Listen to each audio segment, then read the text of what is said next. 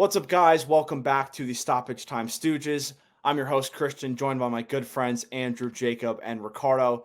This is episode 24, breaking down the Champions League. This is the perfect time. We're through 4 of the round of 16 ties. We'll discuss all of those, some Europa League talk as well, and then, of course, our weekend predictions. And we got an extra segment, so stay tuned for that. But before we get into everything, guys, how are we doing? We're doing great. We're doing great. Christian, it's not just an extra segment. It's a new segment we're doing every week. Thank you for the clarification. I'm doing better than Real Sociedad. Me too. Real Sociedad. How about that? Yeah, you're right. Real Sociedad. Ricardo, who picked them? Couldn't be us, right? No, right? Not at all. Andrew, imagine playing against Mbappe with the garbage Spanish. Let me pick against the best player in the world. That doesn't even score goals. Let's pick that team. Yeah. Their defense, because they only play Barca, Madrid, and Atletico a few times a year. And don't forget Girona. Oh, Girona, of course. City Football Group. Shout out Tati Castellanos for his 4 goals against Madrid last year. Oh, don't remind me. Shout out. NYCFC legend. Now with Lazio. Anyway, we'll get to that game later. Yeah, that's a good point. But before we get into the Champions League, we do need to discuss what happened over the weekend. Real Madrid dealt with some questionable refereeing. Robbery. That way. Andrew and Ricardo, whichever one of you wants to start, set the scene for us, please, because it was a dicey situation. Let this be your rant of the week. Who's both of ours or yeah? The Andrew Ricardo rant of the week. Ricardo, you go first. The combined rant. All right, I'll try and set the scene as best as I can. Oh God, I have to relive this. I say this, and this was like 3 days ago. The score's even 2-2. Real had to come from behind from 2-0 down. So there's an injury that happens in the 80th minute that was pretty horrible, which hope he's doing well. Hope he's recovering. But that added, quite a few, I had to set that. I love that. Sorry, does he have a name? Shoot. I forgot his name. I forgot his name. I feel bad. Is it Musket? No, I forget his name. Anyway, the injury, yes. I couldn't tell you. It was horrible. Don't watch the injury. I'll just say that. Yeah. But that added, like 3-4 minutes of stoppage time. So eventually the board came up. It was 7 minutes of added time. Then there was a VAR check because of some stupid penalty call that the referee gives for Valencia, supposedly, but there was just no foul. But I sorry. Fran Garcia got the ball and the forward just whiffed the ball. So no penalty. That took 1.5 minutes, 2 minutes, right? So here we are now in the 98th minute. Luka Modric taking a corner. And mind you, just keep the 1.5 minutes, 2 minutes in mind. So the corner comes in, cross, and then it's not cleared well. And eventually it's Brahim Diaz who gets the ball at the edge of the 18-yard box. And it looked like the ref was going to blow his whistle, right? He doesn't, lets the play go on a little bit longer. It's 35 seconds or so. Brahim Diaz dribbles all the way across to the outside of the 18. As he's putting a ball into the middle, the ref blows his whistle. And Jude Bellingham scores the goal, thinking Real Madrid's won the game. And lo and behold, they haven't. They've been robbed. So, So Bellingham, clearly has every right to get upset about it. Not only that, he gets a red card for it. And, everyone on Real Madrid's outraged and pissed. And, me yelling at the screen at the referee, my brother even also pissed, who never gets mad, who never shows any emotion. He was pissed too, and Twitter blowing up everywhere. This is just absolutely horrific refereeing. And Ricardo, I saw some outrageous rhetoric on Twitter saying, this is what Real Madrid deserves. This is what the big club deserves. All these masochists who root for Roma and Leverkusen, these masochists in the world who hate the clubs the size of Real Madrid. Vardrid or whatever people want to call it.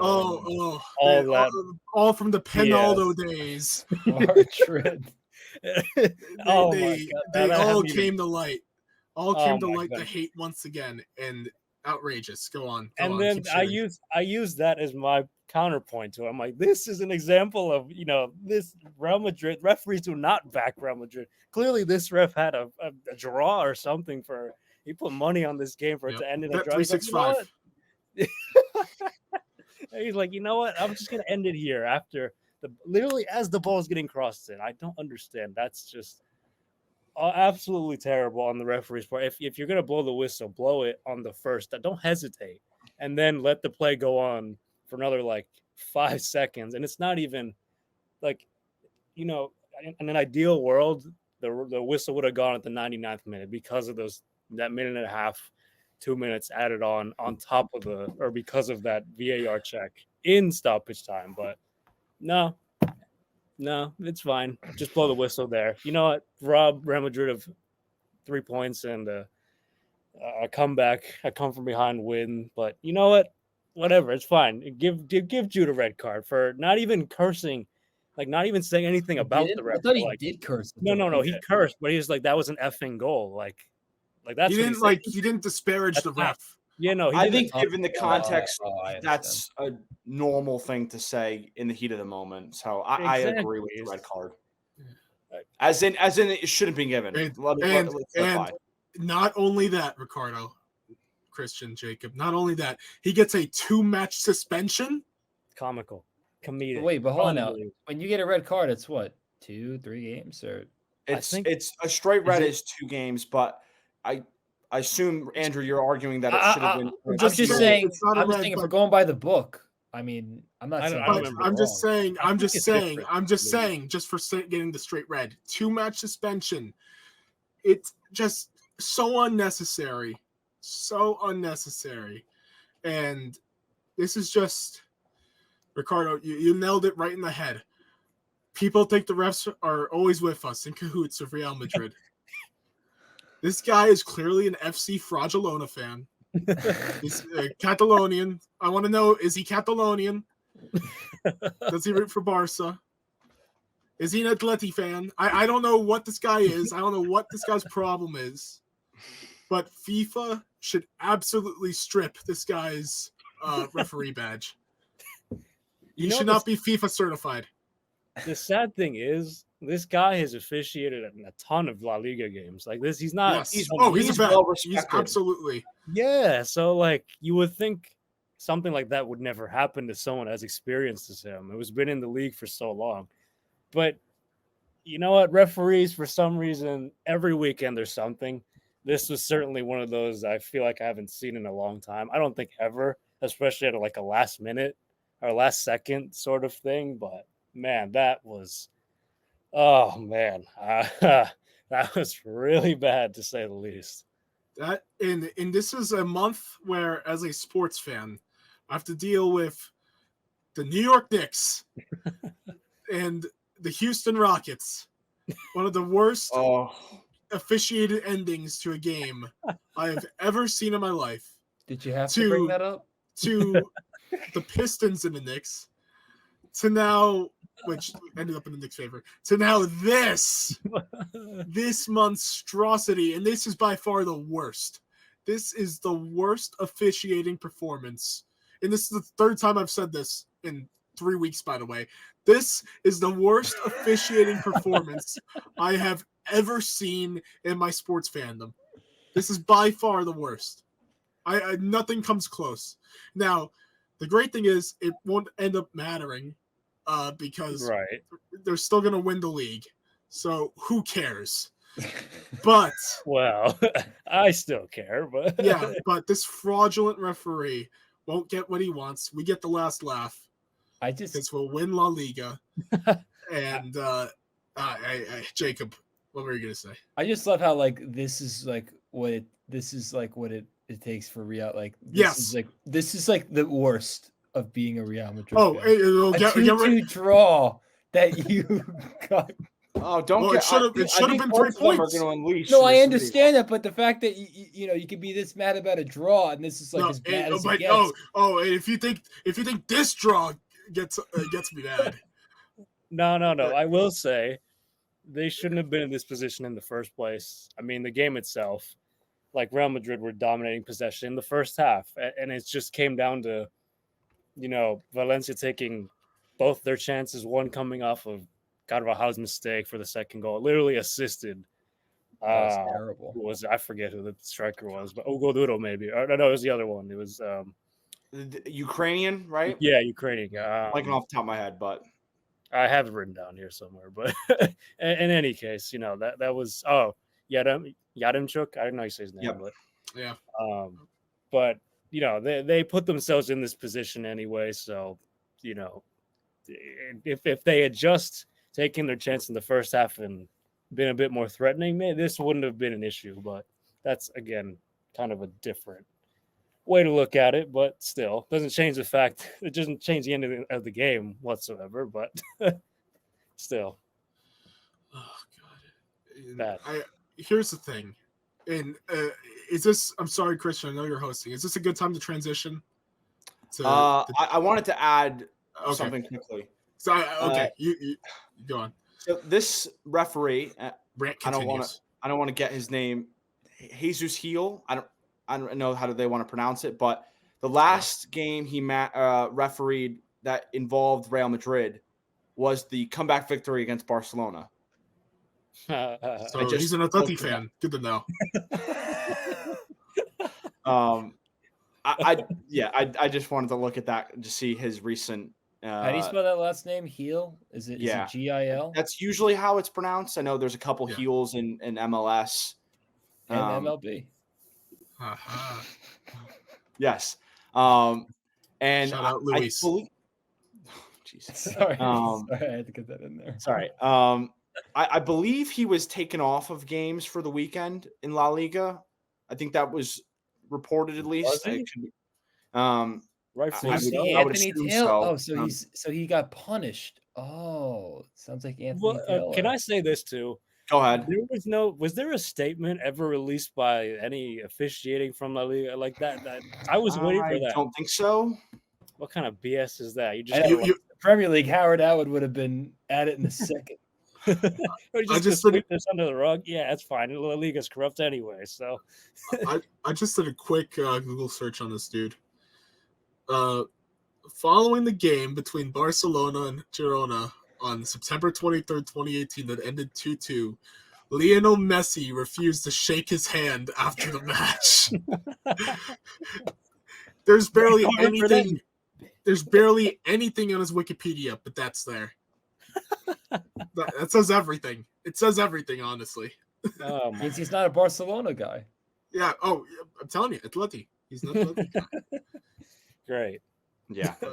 It was brilliant. I did want to ask Ricardo and Andrew if he had blown the whistle when he hesitated, would you have been comfortable with that, or did you think he still at that point should have continued play?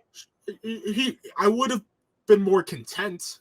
I still think I guess you have felt robbed of another opportunity. Not as much as I feel robbed now. Okay. Yeah, I agree. Because I would understand. I would have personally let it go on a few more seconds, but I would understand his reasoning. And so I wouldn't be as upset. But this is just this. I hate to use the word disgraceful, but it's like this should not be a precedent that should be set for referees in sports. The fact unless you have a physical timer, so I guess this mostly applies to soccer. You shouldn't be allowed to go back in time and stop a match before you blew the whistle. It's unacceptable. It's an abuse of power. It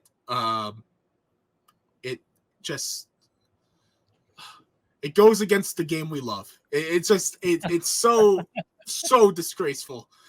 And I mean, this is a situation like La Liga. we've already discussed. They're not going to do anything. They're really not. They're having the guy take a break from a few matches, but in reality, what does that really mean? He's still going to continue reffing in La Liga and in important FIFA matches. But like, if God, I wish something more could be done. I know nothing more is going to be done. Yeah. But he should be suspended for at least the rest of the season. This is that catastrophic of a mistake, of a decision, and of a mindset. Not just like I've been saying before, this mindset that you could go back in time and stop a game before you blew a whistle is just, it's so unacceptable. So unacceptable. I'm going on a tangent, but I hope you get what I'm saying. Just no ref should have that power. Ricardo, any final thoughts? I mean, just bad.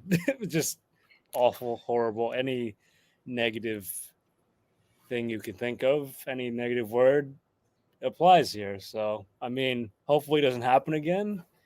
I don't know. There just needs to be more consistency across the board when it comes to refereeing, and rules need to be like very clear, like set in stone. Like there can't be any like in between the lines sort of thing or gray areas. But whatever, we move. Let's transition to our main topic. We'll continue to talk about Madrid. Even better. God. But let's discuss the Champions League. As you can see at the bottom of our screen, if you're watching on YouTube, we have a ticker. We are counting our stats throughout the Champions League knockout stages. So 1 point is awarded to the players, I guess if you want to describe it as us as players, who pick the correct team that advances. And then an additional 2 points if you get the correct aggregate score, which happened on a few occasions during the first half of the round of 16. So you can see at the bottom that Ricardo is currently our leader. Andrew's slightly behind. Jacob's in third. And of course I'm in last. Go figure. But let's dive right into this because we have a lot to talk about. Madrid versus Leipzig. I'll say off the top that Leipzig are going to feel very disappointed with themselves through 180 minutes plus stoppage time because I thought they were much better, not in the final third, but in every other area. And they will really be kicking themselves because this was a very good opportunity against an underwhelming Real Madrid side. And the fact that they did not get more than one goal over 2 legs is very disappointing. But right back to our Madrid fans, whoever wants to start, how do you feel coming out of this tie? This is the most disappointing win I've ever felt. I've felt in a while, I should say. I've never felt so down after a win.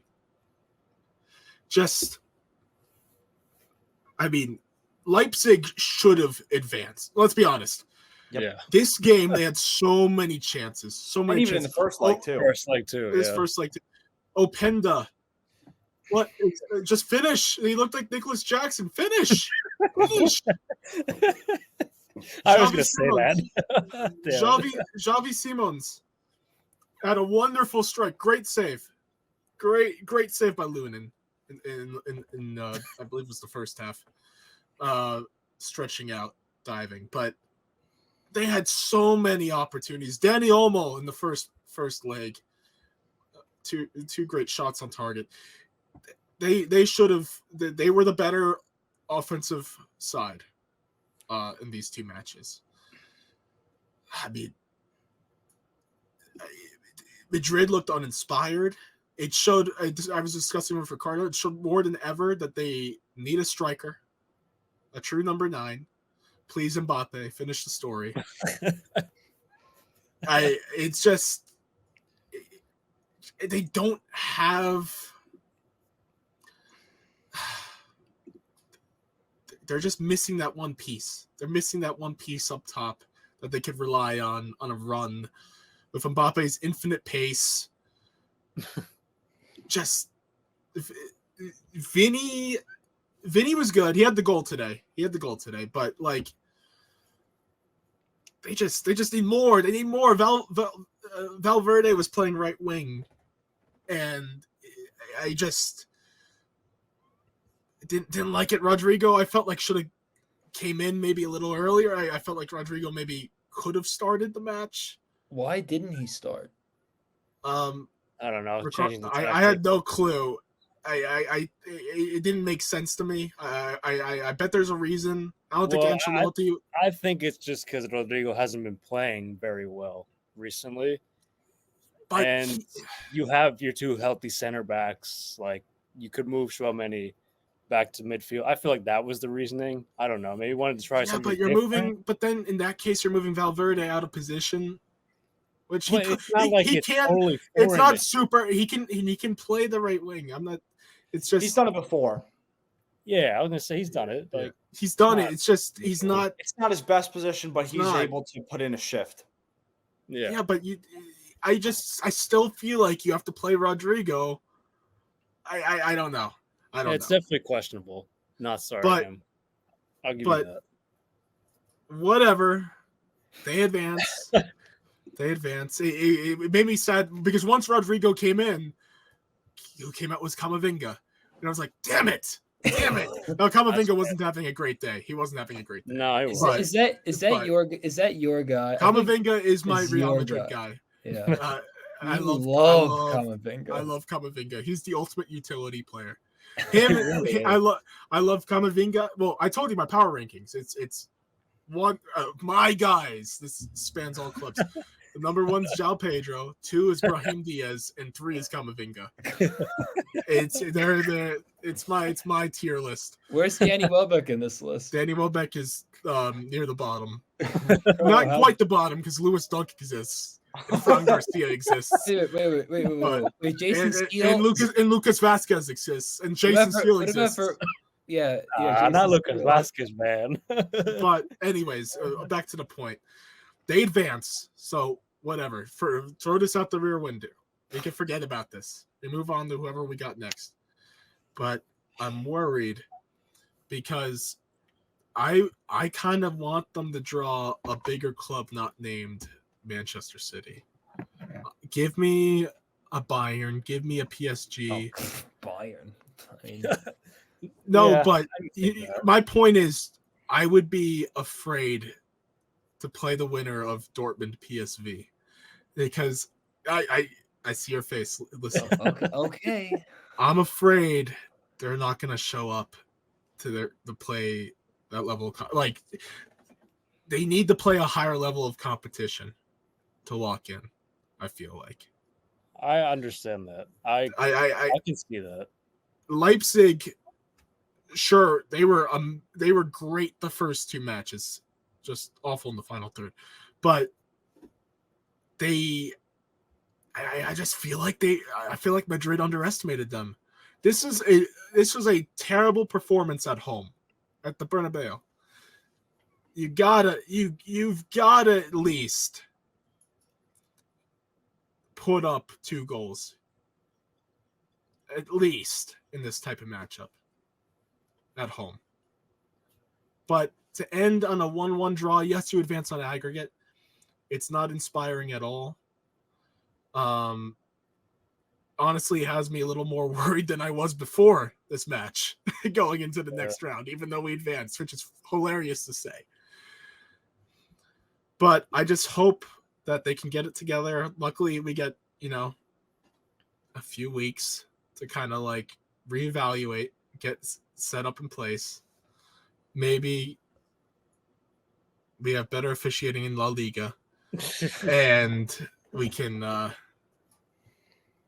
lock in. Sorry. Is it possible that you could get Barcelona in the next round if they advance? Yes, I think because there's been multiple occasions where that would be awesome. Oh, that would be amazing. Because I want Ricardo. I know. Ricardo. Barcelona, a team like Barca would be absolutely perfect for them to play because it's a club who's big enough, but yet somewhat struggling So like it's right. it's a big rival. It's a big rival. They'll turn up. They'll play at their best. So I would like that's a club I'd welcome. They'll be Xavi in his Shane And Gillis outfit. And guess what? They'd put an end to Xavi once and for all in his last competition that he's managing for FC Fraudulona. Oh, he'll go back to Iraq or wherever the hell he was, and enjoy the Asian Champions League, buddy. Yeah, but he's the king there. He's like the best. Whatever. He's not gonna be whatever. In that neck of the woods, he's whatever. The best. He's Pep not, Guardiola. I don't see him managing the UEFA Champions League next season. So, well, Napoli will hire him. Yeah, God. But they're not going to be. They're not even going to be in Champions League. But anyways, Ricardo, please. Good point. I mean, you made some great points.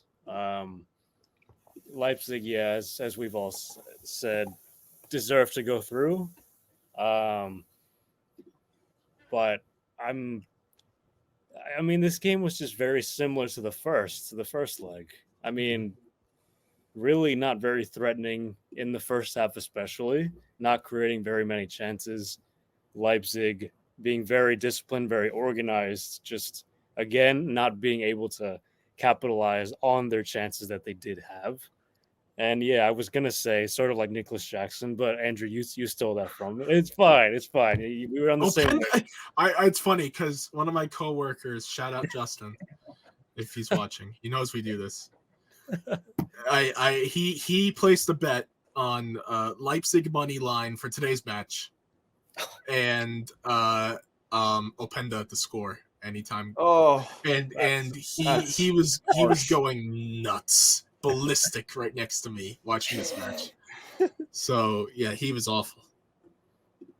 I mean, he's the one to blame more than anybody else.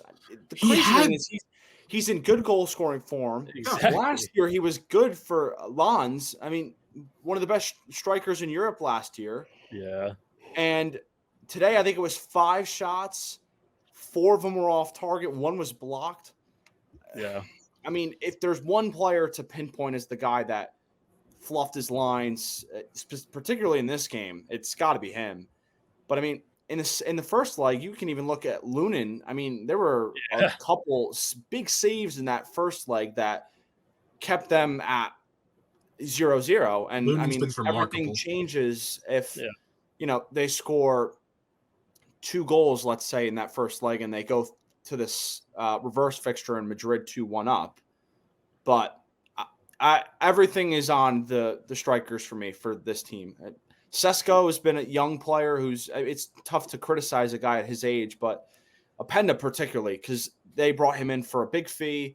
He's been scoring goals in Europe for the last 2 seasons, and for him to not score at all in this tie, I think he's the guy you have to look at as the one that really ultimately determined the result here, because he had too many chances and did not score at all is bizarre in my opinion.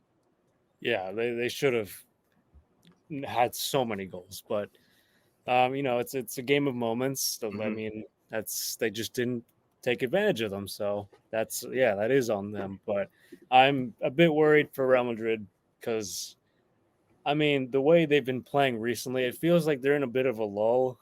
They're kind of struggling to find their form. They're kind of just barely winning games, barely getting the results they need. And I don't know. I mean, part of that you can kind of blame, or at least attribute to not having that striker, as Andrew said, Christian, you said as well. But and then I think it's easier for teams to key in on, like, say, the likes of Vini. I mean, you see how many defenders get around him. Rodrigo, like I said, isn't exactly in the greatest form. Jude's coming back from an injury. Valverde isn't quite as good, or hasn't been playing as well as last season. And, all the injuries to the back line, all the injuries that have kind of plagued us throughout the season. It's like players are it almost seems like it's early in the season where it's like they're trying to figure out how to play with each other, because there were multiple instances in both these legs where they're not on the same page. And again, that could probably be, attributed to the injuries and, not having enough minutes together, but still, it's just alarming. And I mean, if this were if this were like Man City and Arsenal, even PSG, I mean, they would have scored at least half those chances that Leipzig missed. So fortunate, you know, that Real Madrid advanced. But I mean, they got to really, I don't know, look at themselves in the mirror and figure out, like, I mean, yeah, like you said, Andrew, they have some weeks, a couple weeks to, try and find some better form at least. And, because they have to play better. And if they want to make a deep run, because this is not going to cut it. So, Jacob, would you like to add anything? I think you guys hit it right on the head. I mean, Real Madrid are not in great form right now. It seems like there's something off. Obviously, it's tough when they don't have a good pure nine. I mean, we've talked about Joselu, who's not good enough to lead the line for Real Madrid. He's just not. And the window's over, the transfer window's over. So this is the cards they've been dealt, and they have to deal with them. I mean, it's that simple. I think that they'll be good enough to get to the next round unless they get City. Or Inter.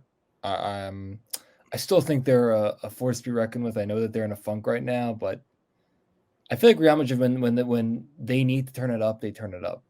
That's what I personally feel about them. That's what I think history's shown. That's what they've shown in this, second act of Ancelotti, if you will. So I think they will. But look, it wasn't a great performance, but they did what they had to do and they got through. And that's the most important thing. And there's going to be time for them to get in better form before they play in the next round. So from that standpoint, I think it's good. But I understand where Andrew and Ricardo are coming from, where they're a bit concerned and worried about Real Madrid's form at the moment. Yeah, I think that's a good point. And Jacob, I'm glad you mentioned that they can turn it up, particularly in this competition, because I know for me, when you look back at the run that had them beat Liverpool in that second final, they came back against City in the semifinal, which was ridiculous. Unbelievable. I don't remember if Chelsea were ahead at any point in that quarterfinal, but I know they came all the way back and leveled things in the second leg. And even if you go further back, I believe, came back against PSG. PSG, they did, yeah. So Mbappe scored against us twice. Yeah, I tend to agree with Jacob. I think this was probably their worst performance of the season at home, given context, because I've never seen a team have 20 shots at the Bernabeu. Leipzig had 20 shots today somehow and did not score more than one goal, which is crazy. Before we move on, I do need to bring this up. The decision to not send off Vinicius. I know for me, I do believe it was a red card offense. That's me from a neutral perspective. I think that the foul on Orban was worthy of a yellow, and putting his hands near his neck, I don't think he got around it, but near his neck was just not a good decision. Even if you don't think it was a red card, I think it was just a really stupid decision by him to get involved in that. Andrew and Ricardo, I could care to elaborate on your thoughts, whether that should have been a yellow or red. I mean, it was stupid, definitely. I mean, it shouldn't have happened. I mean, that's also just the buildup of all the frustration that, Leipzig had really forced the entire game and even the last leg. So I didn't think it was red card, although I was definitely cutting it close. Yellow, certainly, I mean, there's no question about that, but red card, I feel like that might have been a bit hard. I mean, I don't think he would have gone back to the first foul and then give him a card then and then give him another for going on his around neck area. But I don't know. I feel like that would have been a bit harsh, giving him a red for that. I don't know. I can understand it, but it was close. It was close. Exact same viewpoints, Ricardo. I mean,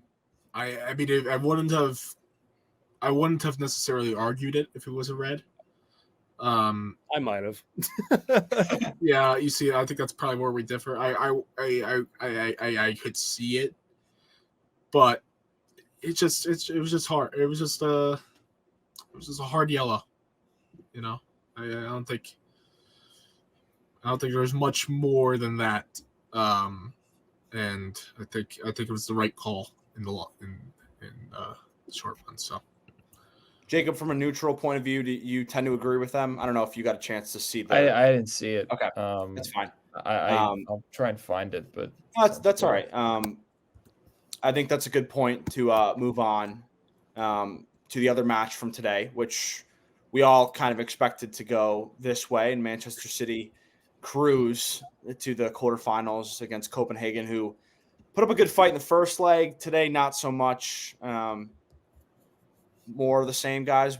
This is kind of what we thought with City, correct? Yeah. Best team in the world. I mean, right up there, taking care of business against a team that doesn't really belong on the same field with them. Yeah, so. It was a respectable run.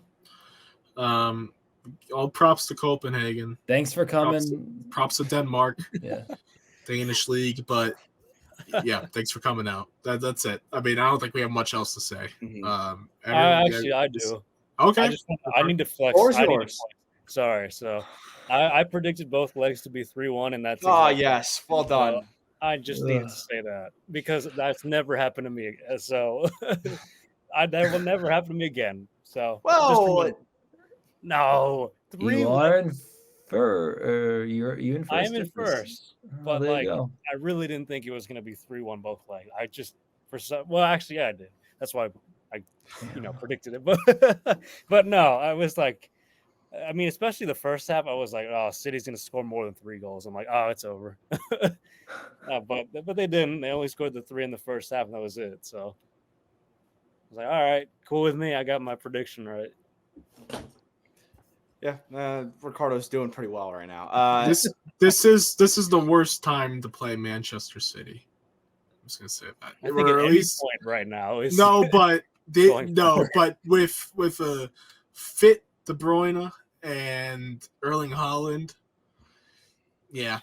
I just love how people are like, oh, Erling Haaland's struggling. Because he can't score on headers anymore. But then he's like, okay, thanks, Summer, but that is a bit weird that he isn't scoring as many. So what? He's not Morata with the headers. Big deal. Okay, but you would think someone his stature, his height, he would be able to score a bit more of those. I mean, I know that is fair. But he did say, I think it was a year ago, that he's been working on headers, or he's trying to improve with headers, I guess, but hasn't shown yet. Who cares when he scores with his feet? Like, it doesn't matter. Still scoring at a high clip. He should take some lessons from Morata. I can't believe that was just said. Hey, one of the best headers in the world. Oh, I know. Only thing he's good at. You got that right. He's having a good season. That boy cannot finish with his feet. That's changing this year. That's changing this year a little bit. He is in very good form this year, so we should give him. I wish it was like that 7 years ago, but just wait. He won't show up against Inter. It doesn't matter.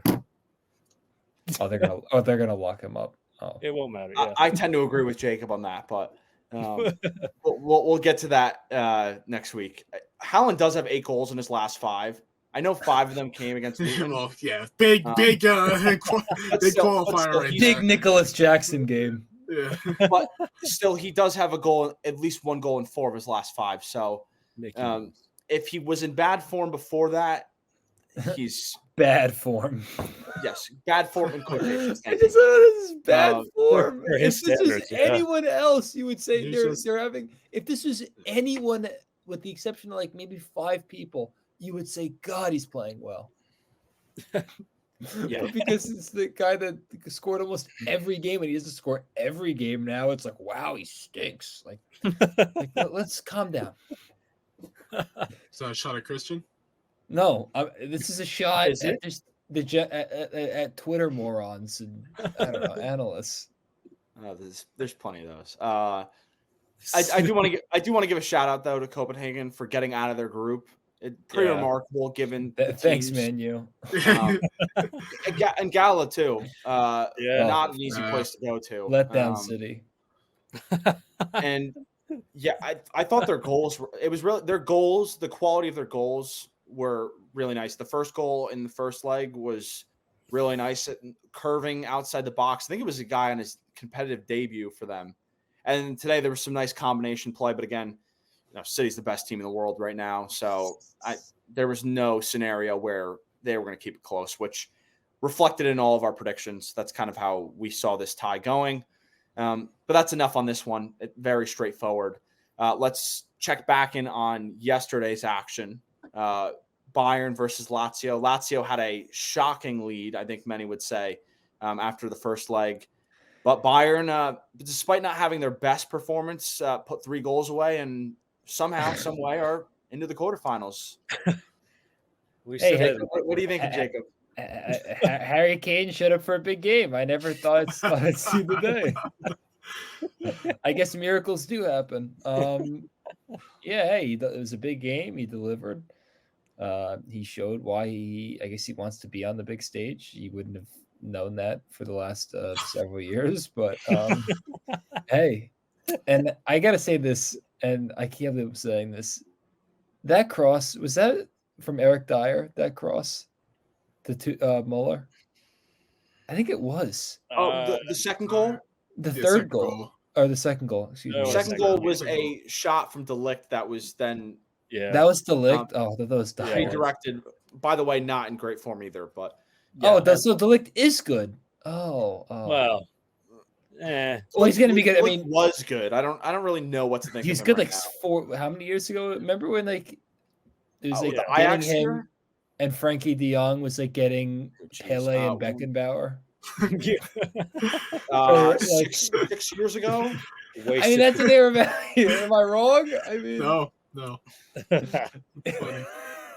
It was like getting Maradona and freaking Maldini, getting both of them. How the mighty. Well, De Jong's pretty good. Well, he's injured now. Anyway, but when he is playing, he gets rumored to get transferred every August. Yeah, but he doesn't. And he goes, "Says I love Barcelona. I don't want." Well, it's because that's the thing. Is Barca wants to sell him to get money, but he doesn't want to leave, so he doesn't accept any contracts. That's a loyal company man right there. I love that.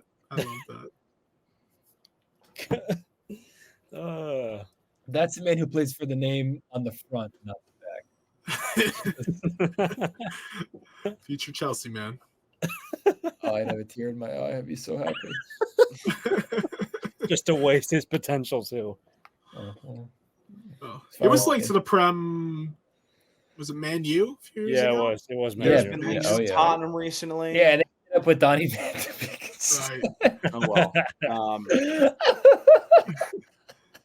Right. Hey, you want De Jong? Nope, you can get Van de Beek instead. God, a Walmart version. Glory, any analysis on this game? Wait, who did you say? Me? I was gonna go anyway. But anyone. Oh, okay. Well, I was gonna say, how many times have we said, despite it not being Bayern's best performance, they still somehow find a way to get a result? Welcome to Tuchel ball. I was gonna say that's been Tuchel, and that's been the whole season. Really, that just summed it up. Really, I mean, what was the fact you brought up in the tech that Lazio hadn't won in Germany since 2013? Yeah, their last win, they had not won against any German side in a European competition. I think their last 5 attempts. I was going to say, Lazio doesn't have a good history when it comes to this competition. Their last time getting to this next round, I think, was 99-2000. So when you think of the Italian teams, they are way on the bottom of the totem pole. But, just very disappointing. Sorry to cut you off, but no, you're good. But I think the biggest reason why this tie went the way it did is because Lazio didn't score a second goal after getting a man up in this first leg. Because we knew that once this game got back to Germany, they would have all of the pressure on them. And it proved that way. I mean, from minute one, Bayern just were throwing numbers forward. It was like 8 or 9 players almost at times. Kimmich was getting forward, Rafa Guerrero. I just thought that Lazio didn't do much in this game to help themselves out. for a large portion of it, they were defending well, but at some point the pressure is just going to overwhelm you. And I thought Immobile had one good chance and didn't bury it, and that proved to be the biggest thing for them because they had, I don't think, a single shot on target. They created one big chance and it wasn't on target. So kind of what we expected, I think. I think everybody even felt that Lazio were going to be eliminated even after the first leg through the four of us. But I didn't think they would get shut out in the second leg. Nah, yeah, I thought they'd score at least one goal. I was wrong about that one, but yeah. Does the feelings of Bayern change after this, or are No. we all kind of still? I survive in advance. Oh yeah, right. This is He because took them to hit win the Bayern to lose. He to has Arsenal. them winning all. No, I don't have them winning at all. No, they lose to Arsenal. Getting to Wembley and losing. Right. That's what Harry Kane does best. I mean, as much as I would hate Arsenal winning the Champions League. The fact they would be Harry Kane not winning it at Wembley, I would make it all that much funnier. That'd be the greatest. That's cinema. Like Dune 2 just came out. Great movie. Saw it last week, opening night. This is cinema. Martin Scorsese be back in his chair doing that the whole time. He'd be sitting with Stan Kroenke in tears. Only you could do Martin Scorsese and Stan Kroenke and make it make sense. Two Hollywood men. What are you talking about? Stan Kroenke loves Denver Nuggets basketball and Colorado Rapids football. But Anywho. But Thomas, I just want to say this real quick too. Thomas Mueller's goal brought a tear to my eye. It was majestic. It was flashbacks. It was a relic of a bygone age. It reminded me. We love to do our sports analogies of our teams. It was just like Landon Collins' pick against the Colts last season, 2 years ago. Landon Collins, an icon of a bygone age. Only I get this. A bygone era. And the only reason he loves this is because it was Kevin Harlan calling the game. That's right. If it was Andrew Catalan, if it was Andrew Catalan, he would say he wouldn't even remember it. No, it was iconic no matter what. But the fact that Kevin Harlan called it made it even better. But no, only if Martin Tyler was on the call. No, but Thomas Muller. But he might be in here. He was on the call of the Madrid match, by the way. I know. But God love that man. But no, a great moment. What a way for Bayern to move on. But that in all seriousness though, that's the performance Bayern needed. But like we talk about like how they always like don't show like they always don't look like they're at their best. It feels like something's holding them back. Too cool. I felt like this was exactly the performance they needed at home. So hopefully they I don't have a lot of faith as I did preseason with them. But I hopefully they advance to the finals. Let's see. I do want to mention, and I know Ricardo, you talked about this in the group chat when we talked lineups before that game. The fact that he started Eric Dyer over Kim Min-jae was crazy. Because Tuchel special, but it worked. They had a shutout, and somehow. We should mention too that Tuchel broke a toe, I think, during his pre-match. Yeah, that was funny. Oh my! His pre-match discussion with the team to hype them up. I guess do whatever you want. What do you think? Now I want to like him again. And after he did that. What do you guys think Tuchel's reaction to breaking his toe was? I don't know. Jacob might be the best person to ask. I feel like he'd be actually kind of calm about it. He'd be like, I broke my toe. No, I think he'd be like, he's like one of those. He like holds in the pain, deep breath, like little hiss, grinding his teeth the whole game. Yeah. What Yeah, an not absolute showing it. idiot. I can't wait to not see him on the sidelines anymore. That dude's until he winds up with Barca or Napoli. Oh God, clown. Napoli's just going to be linked to everybody. Or Spurs when Big Ange inevitably goes to Liverpool. Big Ange. Oh, okay, well said. And then, like every other Chelsea manager, he ends up at Tottenham. Just like his predecessors, Maurizio Pochettino, Antonio Conte, and Jose Mourinho. A passage of time. I mean, the proof's in the pudding. What do you want me to do? No, I know. That's just funny. Daniel Levy has a fetish. Chelsea managers. Not a good one. Well, actually, Pochettino. Chelsea fetish. You know? Yep. One way to describe it. All right, let's move on to our final one, where Ricardo and myself need to raise our. Real quick. Ricardo and I nailed the aggregate score for Bayern Lazio. Oh, that's a good point. So another win for the good guys. Two correctly picked aggregate scores. That's let's go. Nice achievement. But let's move on to the game down below us, which is PSG. Like Rocky when he climbed up the stairs. Before Jacob and Andrew, boast about their correctness and maybe in Ricardo's stupidity, I'll raise my hand and say that was a bad mistake. Put your hand on the Bible. No, I'm kidding. Very horrible. Probably should have seen this coming, right, Ricardo? Probably. I mean, yeah, we should have. Even though, no, it was me just being naive and also hating on PSG that much that I was like, nope, I'm not picking them. So you know what? Yeah, just naive. To quote Stu Holden, I get it. No, I'm sorry, I don't get it. Because you're picking a Spanish side.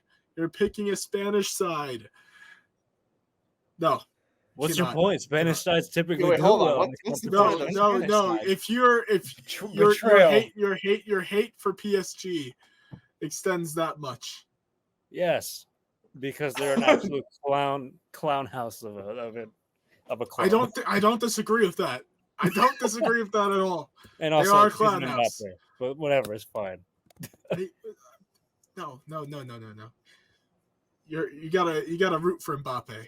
You gotta root for your Real Madrid player. No, I don't want them to do well so he can sign with us. He's not gonna resign. He's not gonna resign with them. He's not gonna turn his back. I don't want them to do well. I don't want them to go on and win the Champions League. Maybe he'll change his mind. He's not going to.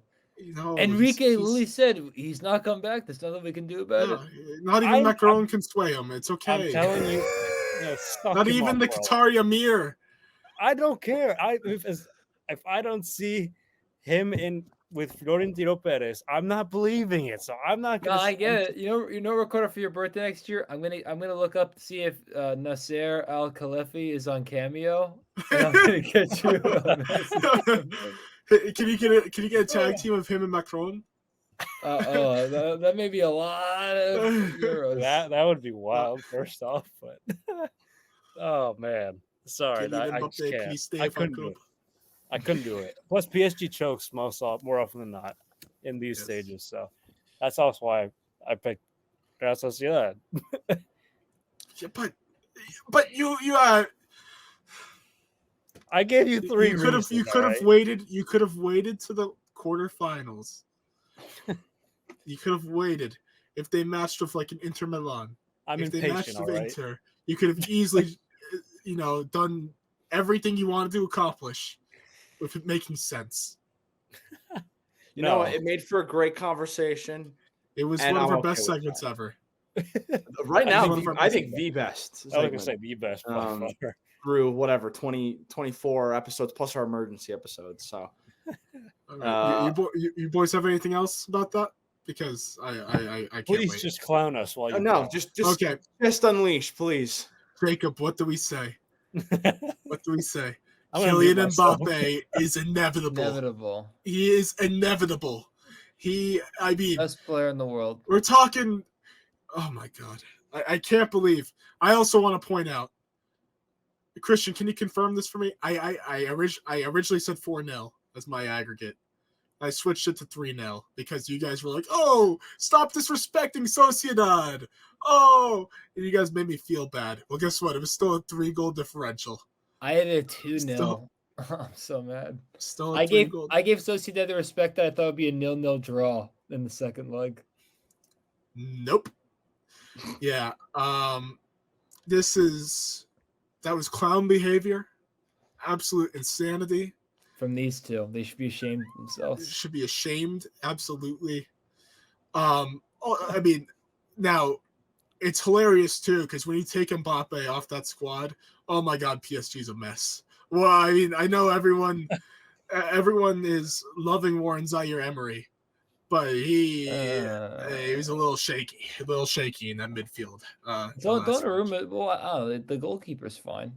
Oh, Donnaruma's great. Donnaruma's great. In I'm terms just of talking the whole competing for squad. the Champions League without Mbappe, it's Yeah. gonna be really difficult. Yeah. Well, That's the in point. Liga, it's not. You really think is No. I think Liga's gonna be a little more interesting than. they'll get Osimhen in the summer, and they're gonna be fine. Whoa, no! He's going to the bridge. No, he's not. He's not. He can't be that stupid.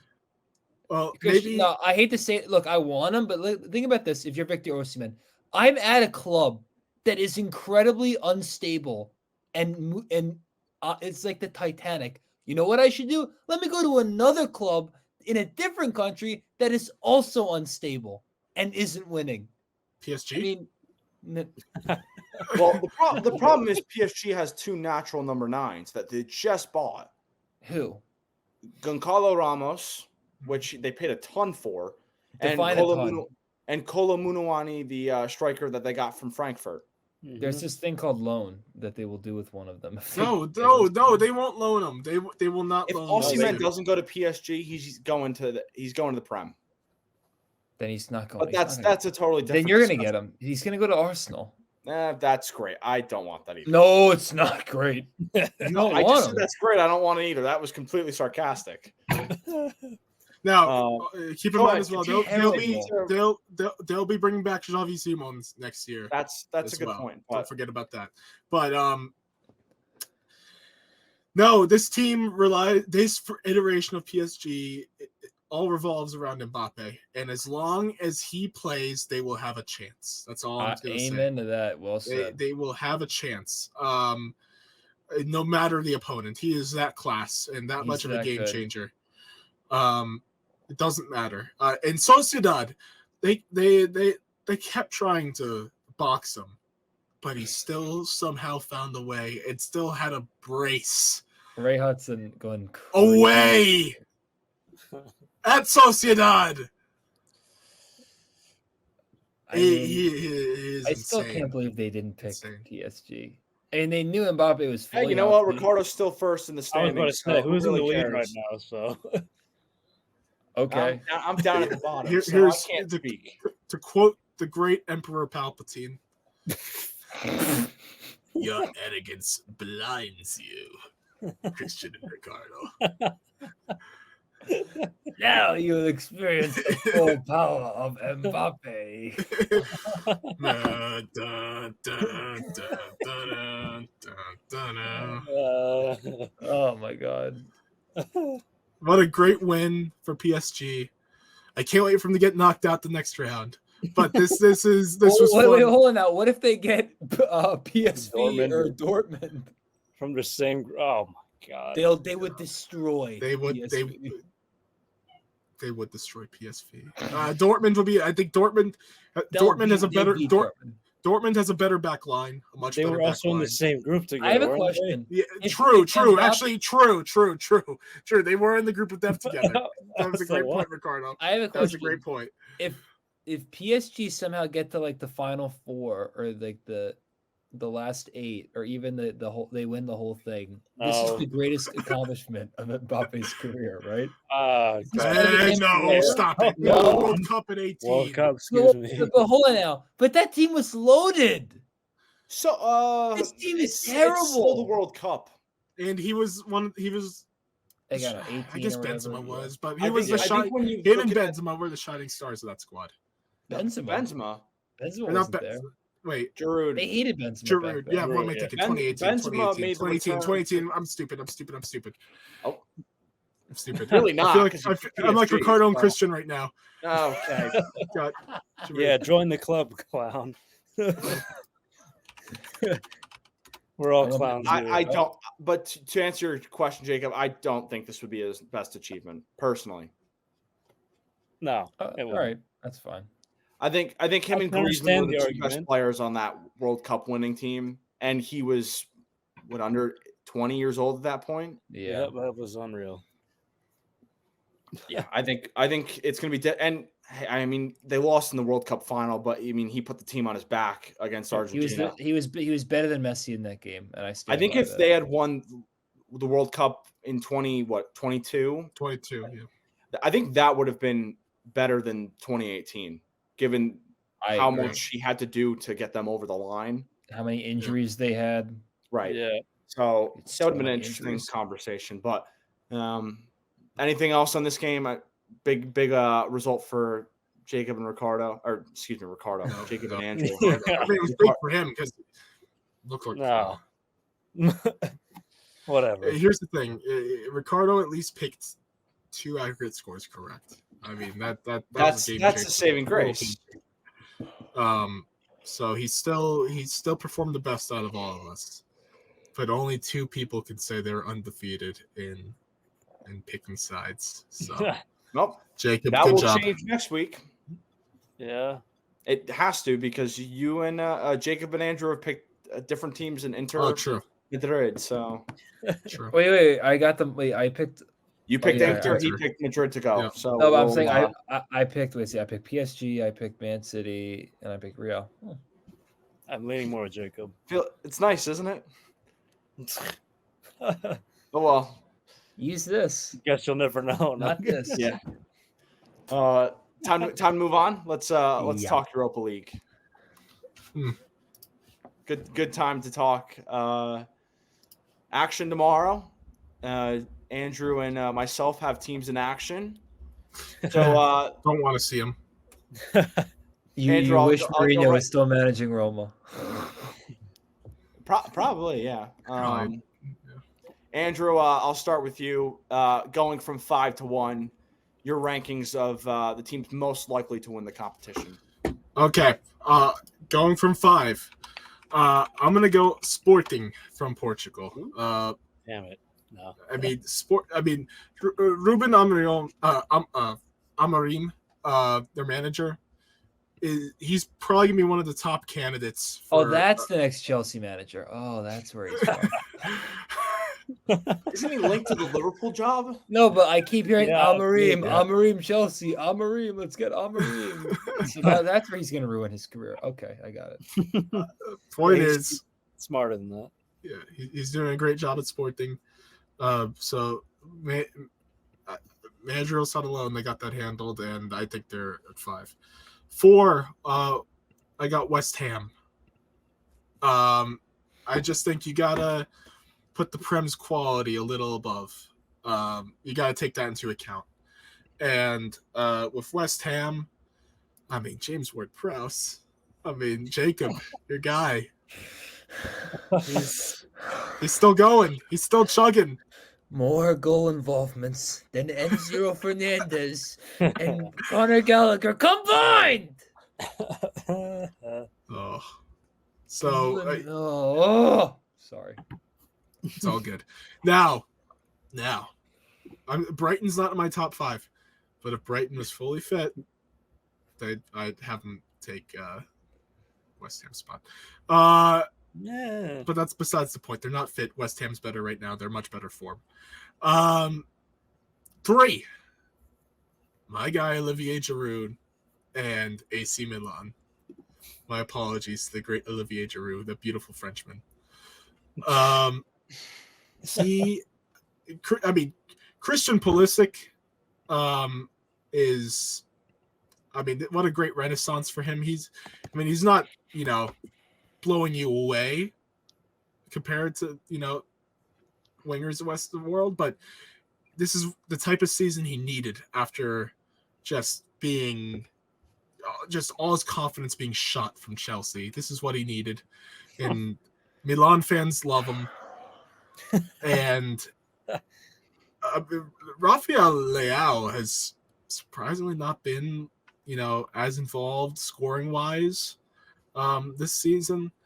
But the quality on Milan, you still got to include them in the top 5. So I have them at 3, and they're in decent form right now.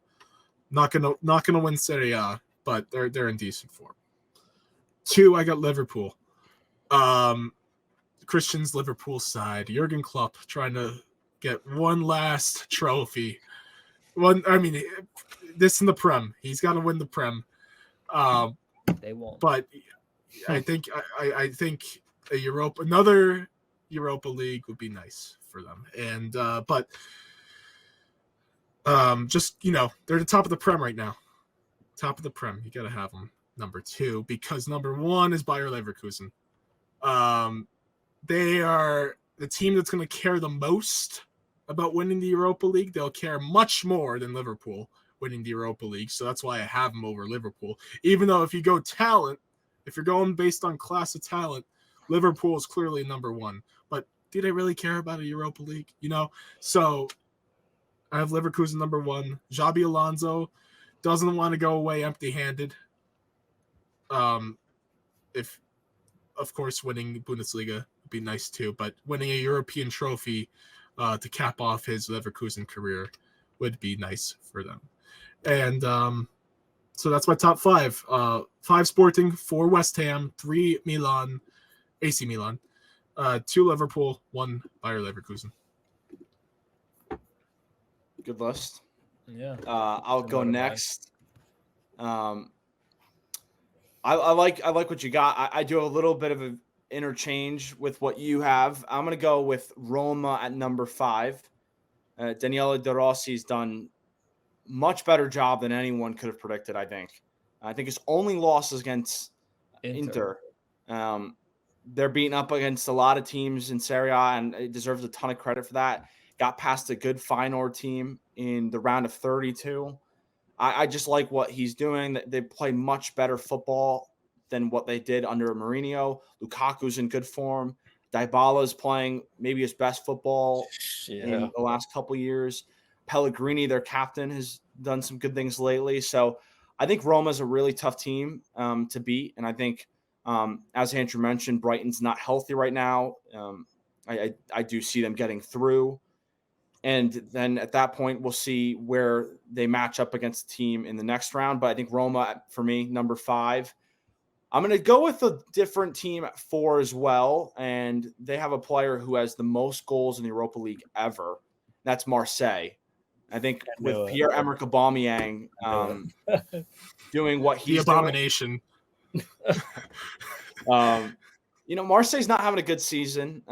In Liga, I think they're outside the top 7. It's been a really bad year for them in the league. But they have a team killer, Pierre-Emerick Aubameyang. Well, sure. We could put it that way. But I think, there's talent around him. Ismail Assar's been a really solid player for them. They've had a managerial change. They actually have the coach who got sacked by the Ivory Coast at AFCON. But they were able to get through their round of 32 tie. I think with Aubameyang, it's a difficult team to stop. So given his Europa League pedigree, I'm going to pick them at number 4. Number 3, I'm going to go with the same as Andrew, Milan. This is their best opportunity to get a trophy this year. And as you mentioned, Leao has not been in the best of form this season, but recently scored a really good goal against Atalanta. I think he's going to pick it up over the second half. And I think they have enough offensive firepower. Plus, they get Tomori back, who recently returned from injury. That's a big thing for them because he's by far their best center back. So I think Milan is a really, really big threat in this competition, and I could definitely see them winning it all. But at 2, I'm going to go with Leverkusen, and I think it's very close between the two. Surely there's a lot of bias in this, so take everything with a grain of salt. But Leverkusen are in a spot where they probably can prepare for this more than Liverpool because there's a 10-point gap in the Bundesliga. That benefits Leverkusen, and I think it's going to give them an opportunity to potentially rest guys, maybe in the Bundesliga from time to time, so they can prioritize this league or this competition. But I'm going to put them at number 2. Of course, I'm going to go with Liverpool at number 1. They got a lot of things to be worried about at the moment, but there's players coming back: Alisson, Trent, Curtis Jones. They're going to be back after the March international break. So that's a positive sign. I think if they get healthy in a 1v1 matchup and a one-off game, I would take them over Leverkusen slightly. But, of course, there's bias in there. But for me, I'm going to go with Roma, Marseille, Milan, Leverkusen, and Liverpool. Now, Christian, here's my question. I love the list. Here's my question. Go ahead. Liverpool focusing on winning the Prem in a tight race of Manchester City and the FA Cup. Mm-hmm. Yeah, don't forget the FA Cup. Are you sure they're gonna, be in their best play? Are you sure they're gonna give their best to the Europa League? I mean, I could see a situation where Liverpool, and this is why I have Leverkusen over Liverpool. Sure. Is Leverkusen's gonna simply want it more. And I think Liverpool could be susceptible to getting knocked out before even a championship round. Your thoughts on that? I just want to hear from fans' perspective. I think for me, there's a chance that they could be out pretty early in the FA Cup. They're going to have to go to Manchester United at Old Trafford, I think twice in the span of like a week, once in the league and one in the FA Cup. So by the end of this month, they could be down to 2 competitions. It's going to all depend on matchups for me. Right now, Sparta Prague is a team, given where we are at in the season, they have to play City on the weekend. I think they get through. I wouldn't say I'm like 100% confident. It's going to depend on matchups for me. If they face Leverkusen in the next round, for example, I would take Leverkusen. But if they face teams like Freiburg or I'm just going off the top of my list, Villarreal, Benfica, I feel confident that they will be able to battle their way through to a semifinal. And at that point, I would hope they are more fit than they are right now. But it's I can't say it's a certainty. I'm kind of going off the hope that they're going to get more and more fit and that maybe the FA Cup won't be a reality. I think I would prioritize the Europa League over the FA Cup. But again, I wouldn't be surprised if they're out of one of those 2 competitions by the end of the month. But I'm just going to go off of what I hope more or less than what I believe potentially. Gotcha. All right. Understand. Oh, my turn. Or you want Ricardo to go or? No, you go. You can go. Really fast. I was kind of want to do the Colin Cowherd, like the number 5. I won't do that. All right. You want me to do it for you? I'll be Sure. Sure. Number 5. Benfica. They have Angel Di Maria. I'm not gonna pick against them. I'm a man of love. Oh. If you have to be watching the video version of this podcast to see that was so good. I'm not gonna explain it. And, that was fantastic. And they have this guy Rafa Silva. He has like 12 goals, 11 assists. I know it's the Portuguese league, so I take it with a grain of salt, but that's still impressive wherever you are. Next, number 4. Roma. Life without Jose Mourinho is a lot better. Paulo Dybala, who I've loved ever since he was at Juve, kind of fell, down the mountain, but now he's risen again. My old nemesis / pal Romelu Lukaku is a lot happier than he ever was in London. Thanks, Thomas Tuchel. Number 3, AC Milan. Oh. It must be not. It's good when you know how to use real Chelsea players. And that's based half their team. So more power to them. Number 2, Liverpool. I think they're the best team, but I'm still picking them too because of some of the injuries that they have. Things like Andrew mentioned about the fact that they may be concerned about other competitions. So with that, and number 1, Bayern Leverkusen, because they don't lose. So it's really that simple. They don't lose games. They have literally all the momentum in the world. And yeah, I'm picking them to be my number 1. So that's 1 through 5. Or Jacob was wrong. All right, Ricardo, take us away. Even though we have the same top 2. All right. So number 5, we'll go with West Ham.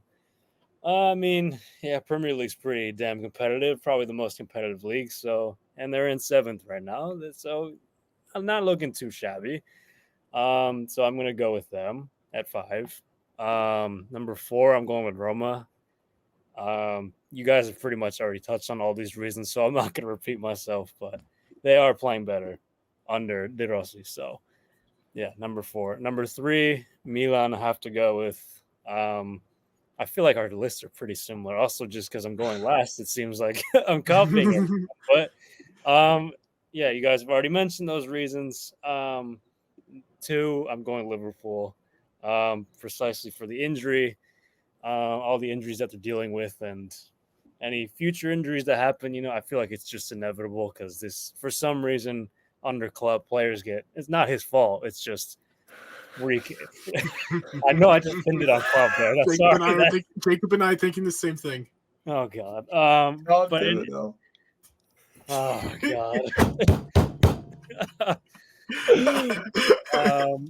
But anyway. Just I don't know. For some reason, they have a bunch of injuries. Unlucky. It's just, I obviously don't wish that upon Liverpool whatsoever. But it's just kind of hard to overcome that with all the competitions that they're still in. So that's number 2. Then number 1, Leverkusen. I mean, really haven't given me any reason to doubt them at any point this season because obviously they haven't lost. So, yeah, so that's my list 5 to 1. I feel like fairly similar. 3 to 1 seems like we all. Everybody has the same exact top 3. Yeah, that's what I thought. So everyone has Milan the 3. Yeah, bronze. That's what they are. Yeah. All right, let's get to those bets. Now Jacob's excited. Wow. Well, no, I mean, Ricardo needs to hop off soon, so I want to get to it. Forgot what my bet was, to be honest. We'll pull it up, Ricardo. Oh yeah. Right. For context, guys, for those of us watching, we're implementing a new betting segment. Every week, we're gonna do each other's best bets. We're starting with $500, and we're gonna see who finishes the season with the most money left in their pocket. So, Ricardo, take us away. All right, so my best bet. Oh boy, I did a 2-leg parlay. Initially, I'd only had Real Madrid Celta Vigo over 2.5 goals. I just feel like Celta Vigo. I mean, they've conceded the 5th most goals in La Liga, and it's funny I do this now, even after going on this rant on how Real Madrid's not exactly in the best form. So maybe don't listen to me on this one, but I feel like there will be. Actually, you know what? No, please take it because Real Madrid's probably going to concede 1 for all we know. And my prediction for that game is 2-1 anyway. So, yeah, there's my reasoning for that one. Then Arsenal Brentford over 3.5 goals. I mean, Arsenal, have you been watching them lately? They've been scoring like it's nothing. Like it's just it's ridiculous. Literally, yeah. It's just they put up 6 against Sheffield. I mean, they make it look so easy. So, and then Brentford also just isn't very good defensively either. So, yeah, I think Arsenal could probably put up 3 at least. Brentford maybe puts in 1. So, yeah, that's my bet. My guy, Luca De La Torre. Plus That's Vigo. 236 on FanDuel. There we go. Sick. All right. Do we want to do Christian? You call the shot. I want Ricardo to see mine before. Right. I'm thinking. Oh, do yes, Jacob? yes. All right, Jacob, unveil your pick. Or Andrew, unveil it for me. Oh my goodness. Oh my god. That's not Is that what you thought? Minus 1200. that's actually absurd. To win $20. I don't even understand half this crap, but That's why I said 250. that's what it said on the FanDuel website, so that's what I wrote. I didn't pick the number at all. The 1200. It could have been 3. I would have still wrote it down if that's what it said. We're gonna make all fun of us. Everybody's gonna get their picks wrong except Jacob, and he's gonna be winning. No. It's gonna be a freaking 3-3 draw, and I'm gonna lose my mind. Watch. I will be so freaking irate if it's a 3-3 draw on Monday. Half your money gone. But yeah, all right. I'll just break this down real quick. I know this is. I want to go with something simple, folks, and I don't think this is gonna.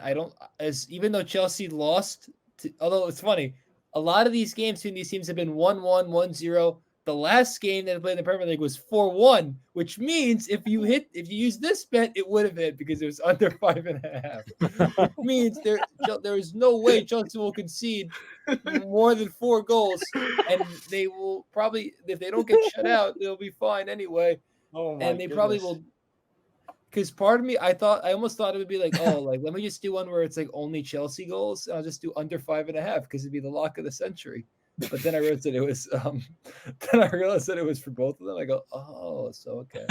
So you have to. We didn't really readjust for thinking that much, but oh god, I feel like relatively confident.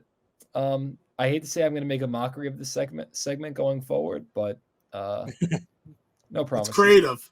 Yeah, I'm going to make this fun. They're going to put real thought into this. I'm just going to do whatever I think makes me laugh. And you know what? You're probably going to win at the end of the day. So who really cares? Yeah, you're right.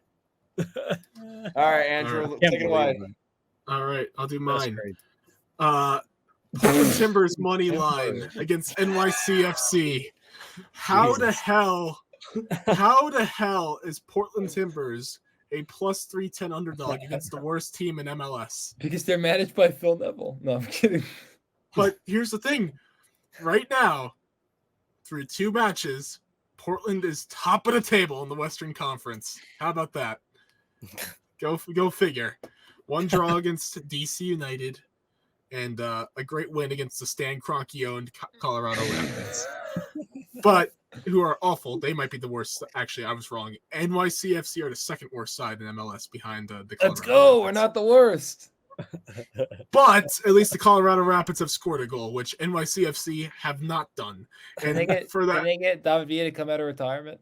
I wish. But the fact that I get their away, the Portland Timbers, but you're playing at Yankee Stadium. No one's going to be there. There's not going to be a home field. There's going to be no home support. Plus 310 is insanity for a single bet like this. So Portland Timbers money line all day, 20 to win 62. Easy. There we go. All right, last one. Right before Ricardo leaves, Atlanta United to win at home against the New England Revolution, who have not won anything yet so far. I know they got a win tonight in the CONCACAF Champions League, but I think playing midweek will make it difficult for them to get a result at the weekend. So I'm going to take them. West Ham against Burnley. Burnley are terrible, especially away from home. And I think West Ham would like to get a win in between their round of 16 fixture in the Europa League. Bournemouth at home against Sheffield United. That's minus 310 as a straight. So that's supposed to happen. Sheffield United are dreadful. I said this to Ricardo during the week. I think there's a chance that Sheffield United could concede 100 goals this season, which is a terrible stat. And rounding it off, AC Milan to win their first leg at home against Slavia Prague in the Europa League. That's tomorrow. Plus 422, $15 to win 63-33. Like it. And that's our betting segment. Well done. All right, Ricardo's gonna head out. Thank you, All right, sir. y'all. Peace out, y'all. So Ricardo. All I just right, wanna let's say this now. Chelsea play Sheffield United in exactly a month. If they don't win that game, what are you gonna do? you may get another rant of the century. And then you will get fire punch. If they don't win that, if they lose to Sheffield United, he needs to be fired the minute the whistle is blown. Is it You home mean or The away? minute. What? Is it home or away? Excuse me. Does that matter?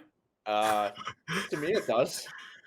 Well, it doesn't. They're away, and it doesn't matter, even if it's because if they lose to Sheffield United, I will go full Frank the Tank Fleming on this podcast. You sure you mean Poch, or do you mean Phil Neville if he loses to NYCFC this Saturday? I don't know. I just Hey, can't. Jacob believe doesn't that, have to worry I about can't believe that Chelsea David Chelsea Beckham. one day. I can't believe David Beckham will go against his fellow English brother like that. It's like when Fredo betrayed Michael in Godfather 2. No, it's okay. Messi calls the shots now. That's why he wanted his boy he's Tata. It actually was He's like Aaron DeAndre Rodgers. Yedlin. DeAndre Yedlin was calling the shots in the team talks. That Well, makes me now he's sad gone. because Now he's gone. DeAndre Yedlin is my guy. Well, I also love how FC Cincinnati is just trying to coup all their MLS-based U.S. internationals now. Miles Robinson. DeAndre Yedlin, Brandon Vasquez left. What a shame. In the last transfer window. Yeah, doing well at Monterrey, so doing very Can't well. help. Hopefully, speaking of Brandon Vasquez, I want to mention this real quick. Would be interesting if Santi Jimenez leaves Feyenoord. To the MLS. No, he's saying No, Brandon Vasquez to Brandon replace- Vasquez. Brandon Vasquez to replace Santi. I was like, are you kidding?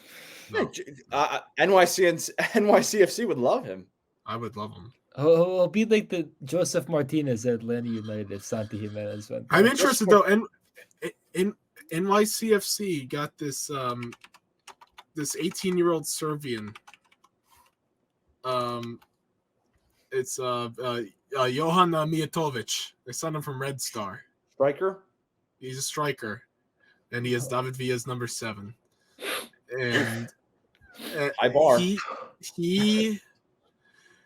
scored 9 goals for Red Star over the past 2 years. He's an 18-year-old. Keep that in mind, 18. So They signed him as a DP. I don't know if they signed him as. I don't think they. Maybe they did. I don't know that actually. I'm gonna find out real quick.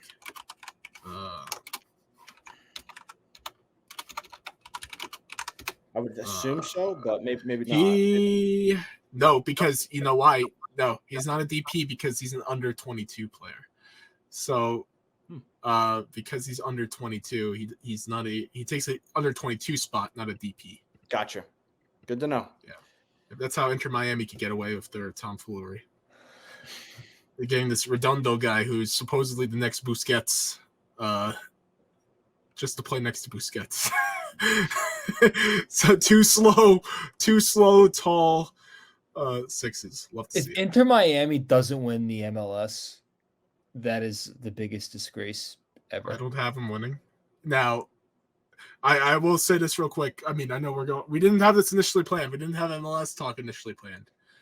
But I originally said in my predictions that we put out on Twitter last week, where I said Orlando City to win MLS Cup. Oh me my, too. what an awful look after They'll do it Inter Miami. in Kyle Laren's honor. After Inter Miami, That's blitzed them. elite ball knowledge there from Jacob. That is elite. That's him and Kaká. That's all I remember from Orlando City FC. Yeah, well, now they have Luis Muriel.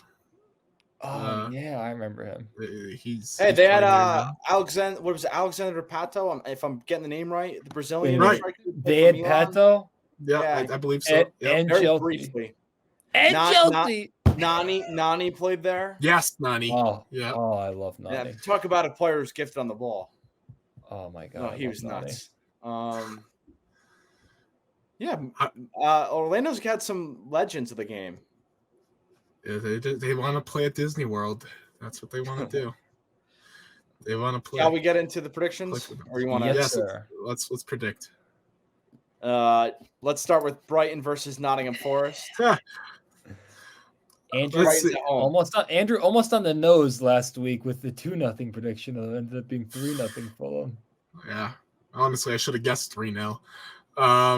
Fulham. Brighton, my goodness, never beaten. Fulham have never lost to Brighton since. It's hilarious. Fulham, they own us. They own Brighton. They own us, but yeah, Forest is gonna win 1-0. There's nothing else to it. Wow. Forest is. I mean, they're not great at all, but this is the current Brighton we're talking about here. This is March now 7th, 2024. Brighton Hove Albion FC coming off a first leg loss against Roma, 3-0. Tomorrow, it's gonna be bad. It's gonna be rough. They're not gonna be in the best of spirits. Danny Welbeck will be starting. It's gonna be 1-0 to Forest.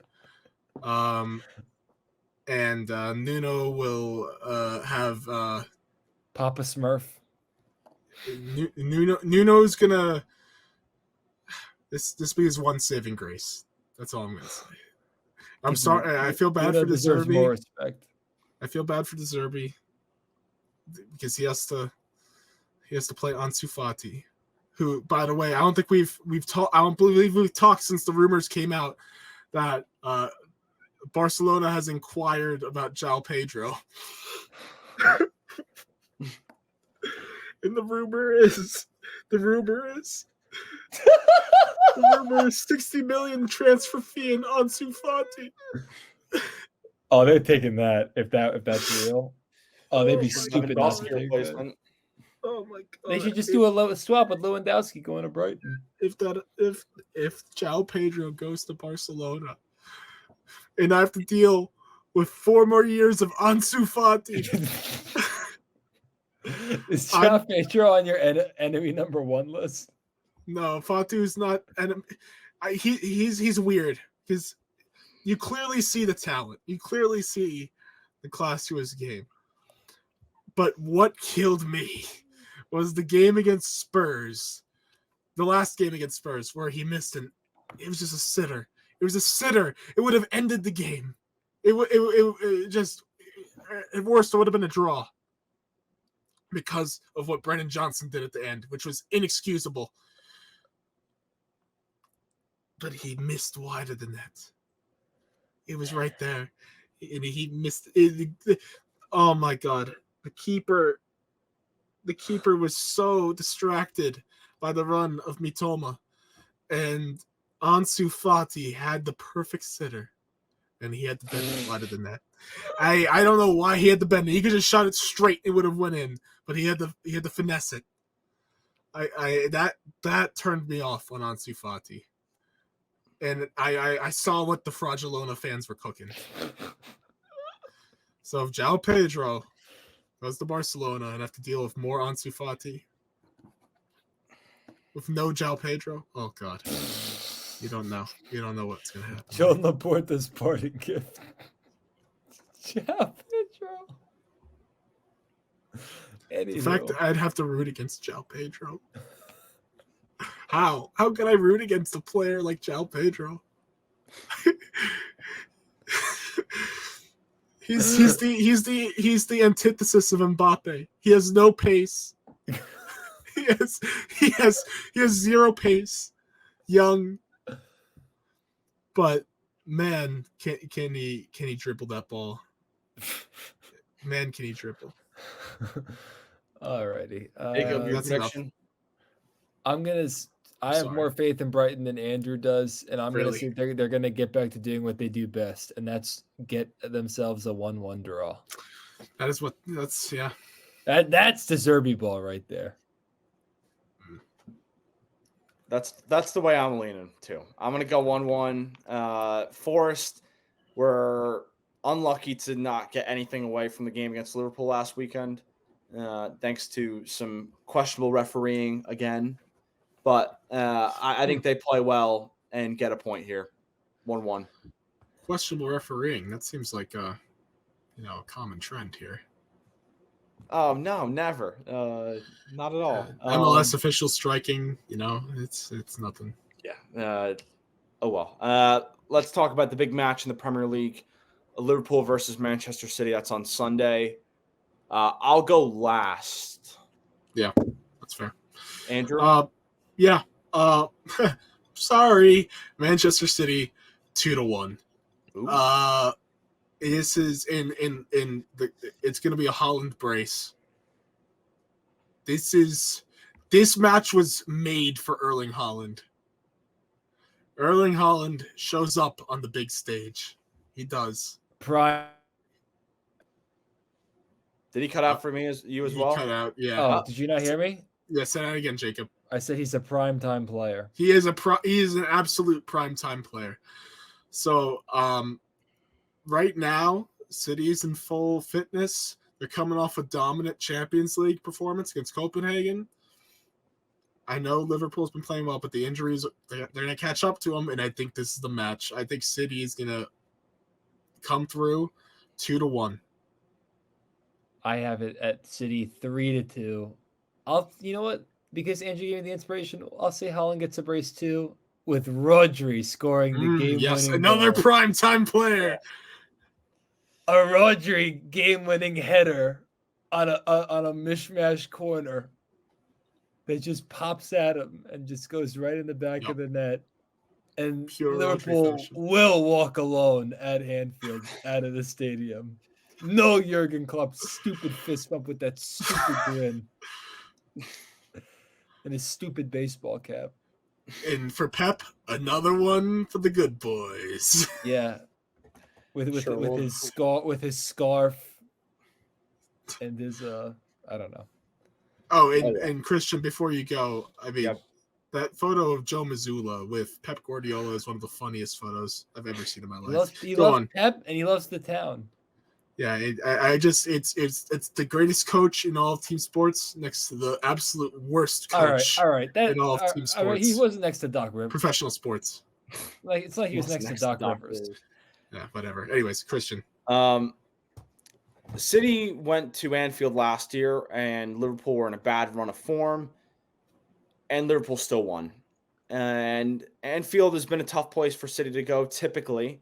I know the injuries are involved, but Liverpool is going to be gearing up for this match. I think they're going to rest a little bit more than people expect tomorrow in the Europa League. I think Salah is going to be available. I don't know if he's going to play 60 from the start or 30 from the bench, but I think having him back in the fold will help them. I'm going to go with 2-1 Liverpool. And I'm going to go with a winner from Darwin. Darwin's had a good season. He's scored a lot of big goals. Why not give him another one? Liverpool gets a big advantage in this title race, winning at home. And okay, let's move on to Spain for a minute. Real Madrid versus Celta Vigo. We know Ricardo thinks there's going to be a couple goals in that match. Andrew, you tend to agree with him? I do agree, and I think we talk about bounce backs. Real Madrid 3-0. Celta Vigo has not been great this year at all. They've been in poor form. I know my guy Luca De La Torre is on Celta Vigo, but it's just nothing he can do to help the squad. Talking about lifeless. Also, Celta Vigo, awful colors. I'm going 3-0 Real Madrid. And if we want goal predictions, I think, and keep in mind, Jude's suspended. This is one of the 2 matches he'll be suspended for. I think Rodrigo will bounce back with a goal. I think Vinny will score. And I think Federico... No, take that back. I'm not doing Valverde. I'm going to do Toni Kroos. Toni Kroos will score the 3rd one.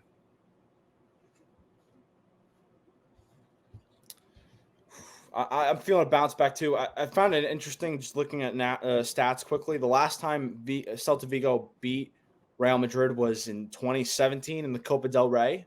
It's been a while.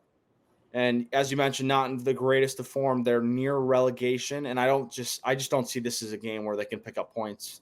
I'm going to go 2-0. Comfortable win, dominant, and I think Vinicius gets on the goal sheet, and I'm going to go with Nacho on a corner. 2 goals. Jacob, what are you thinking? I had also 2-0 Real Madrid.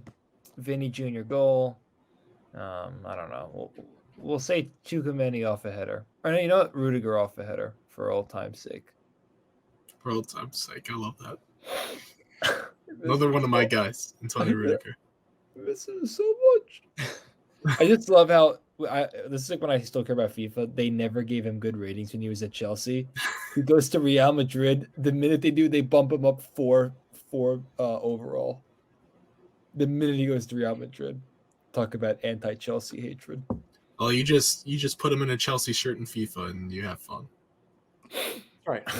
Flashbacks. All right, let's anyhow. Go ahead. Let's touch on the big game in Italy. I believe it's Sunday at 1:00. Juventus versus Atalanta. Juventus lost last weekend against Napoli. Jacob, I'll start with you. Do you think Juve bounces back? They've been a bit of a funk lately. I'm gonna say 1-1 draw. I don't know. They just seem a bit off lately, Juventus, when you look at their results. So I'm gonna say that they have a draw. And yeah, I'll stick with it because Atalanta's a tough team. Yep. I'll go next. I tend to agree with you as well. Juventus really are lacking the goals to really threaten teams. Vlahovic has been good at times, but very inconsistent. It also hasn't shown up in the biggest games. Last weekend's a perfect example. Inter Milan. I think Atalanta is going to get a shocking win at Juve. I'm going to go 2-1, and Lookman scores the winner. Andrew, what do you think? So the interesting thing here is, so Juve is dealing with some injuries, but the rumor is Weston McKennie and Moise Kean could be back for this match. And if that's the case, I'm going to give the edge to Juve. And I'll go, it's going to be low scoring. I'll go 1-0 to Juve. It's going to be a Weston McKennie assist, as he's been doing all season, it seems. And Vlahovic will score. Cool. All right, let's finish the episode off with Chelsea versus Newcastle. It's the Monday night kickoff in the Premier League. Jacob, I got to start with you. What are you thinking for a score prediction? I hate this game. I hate this damn game. They're going to say, Chelsea, they're well rested. They're at home. They're going to, look to prove something. This game screams to me 2-1 defeat. Goal in the 85 plus by probably freaking Isak that he scores off of a stupid defensive mistake that they put in the corner.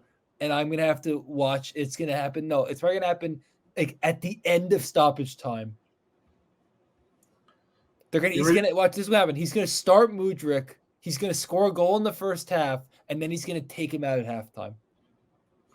Because that's what Punch does every time Mudryk has a good game. He takes him out of the game. Every single time. Every time he has a good game, he takes him out. Every time.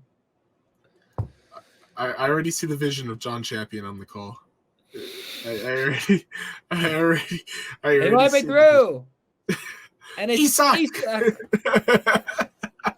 If they were playing West Ham and it was Paquetá scoring the game.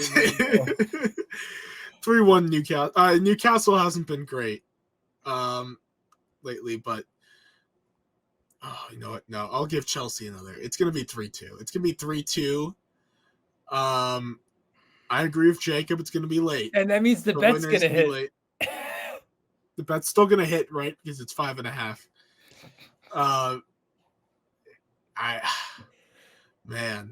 I think the goal is going to happen at the winning goal is going to be the 75th minute. And Oh God! it's Too gonna be so much time. Like, no, you know this was gonna happen. They're gonna be up. It's gonna be 1-1. He's gonna say, "Let's play for a draw." He's gonna take out all the attacking players again, and then they're gonna lose. no. Sorry. Well, maybe, but it's gonna be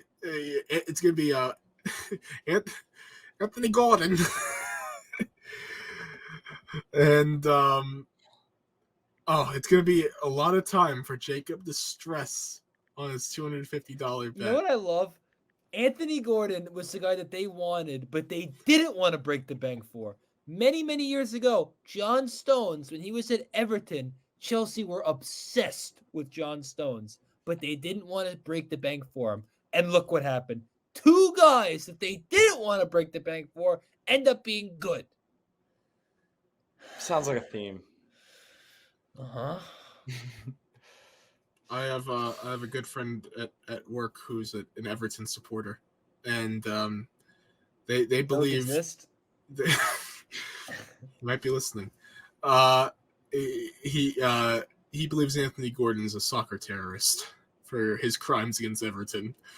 So he is the most anti-Anthony Gordon person I know. There are about 9 players in the Chelsea 11 that I would put in that category too. 9? Wow, I thought it would have been more. No. In the manager, that side would be Thomas Tuchel.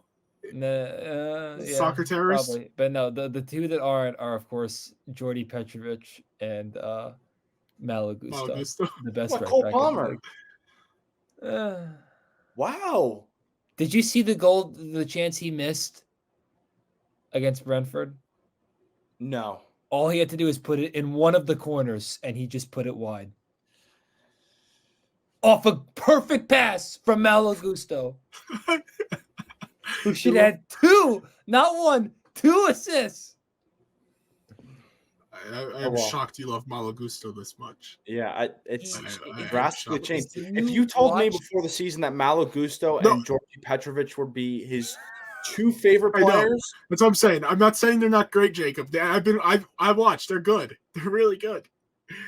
It's just hilarious. This character arc. he's done a this complete progression. 180 on I them. told you, Malo Gusto is Tom Brady, and Reece I James know. is Drew Bledsoe. What we're saying is 2 months ago, you were like, "Oh, Georgie Petrovic.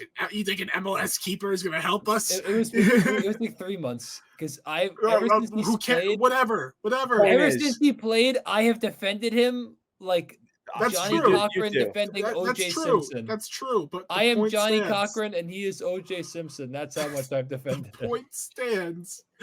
You go, "Oh, an MLS keeper is going to help us," and then with Malo Gusto, you're on the Reece James syndrome. Well, And- you would get it if you were a Chelsea fan. Do you not remember what I said before Reece James got hurt again? What? I said I rate him higher than Kyle Walker. So I never said that, but I said that. So I'm just saying. I if you're saying I don't have Reece James syndrome, that's. Imagine if you gave Kyle Walker's hamstring to Reece James, he'd be the best player ever. I'll finish this off. Newcastle are really bad on the road. Their record is 3 wins, 2 draws, and 8 losses this season. That ranks 14th in the Premier League.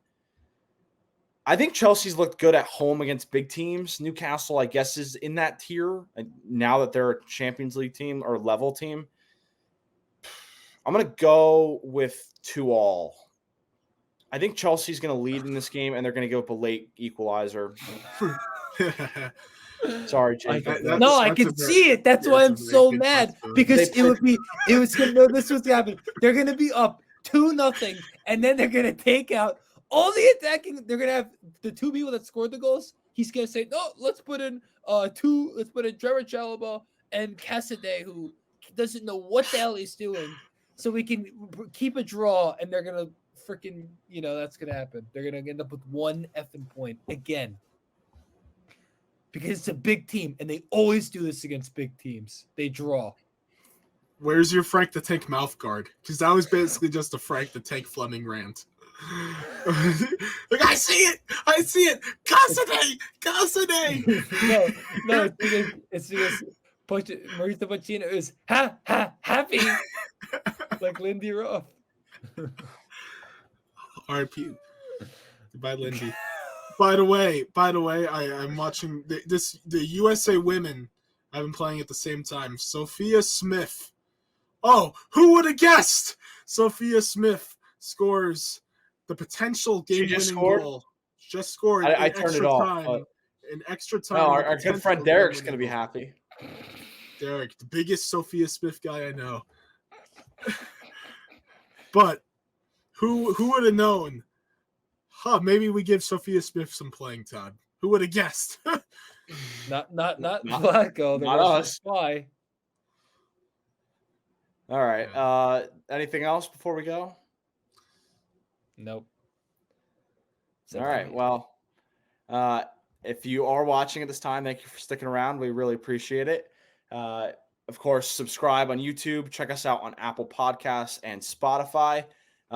Leave comments in the below on any of those, including Twitter as well, if you want to see us talk about anything in the next video. But of course, thank you for watching, and we'll see you next time.